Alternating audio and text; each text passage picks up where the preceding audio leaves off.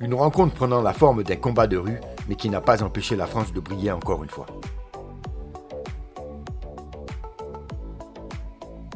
Philadelphie, terre de bataille, face aux Bleus, une armée sans honneur, le Paraguay, venu pour gagner par le vice plutôt que par la force, et le combat vire à l'embuscade.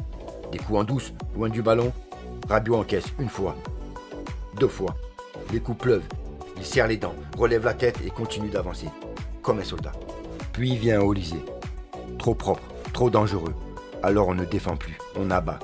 Fauché car son talent dérangeait trop, mais le sifflet reste muet, pas de carton, pas de justice, juste le silence d'un arbitre qui regarde la scène impuissant.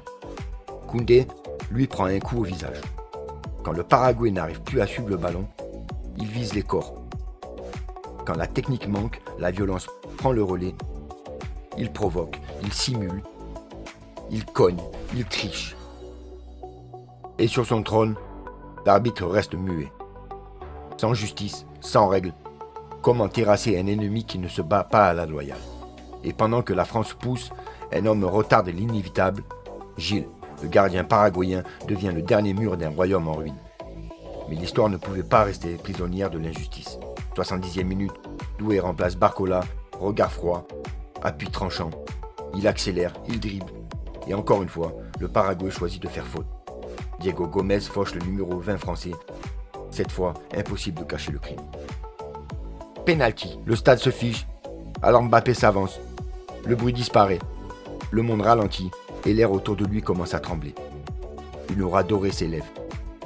Pour certains, c'est une transformation. Pour lui, c'est devenu une habitude. Le tir fend l'air et déchire la cage.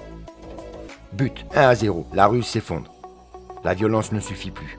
Le vice ne protège plus personne. Au coup de sifflet final, il tente encore l'accrochage. Encore la provocation. Mais trop tard. Les vrais héros n'ont pas besoin de tricher pour écrire la légende.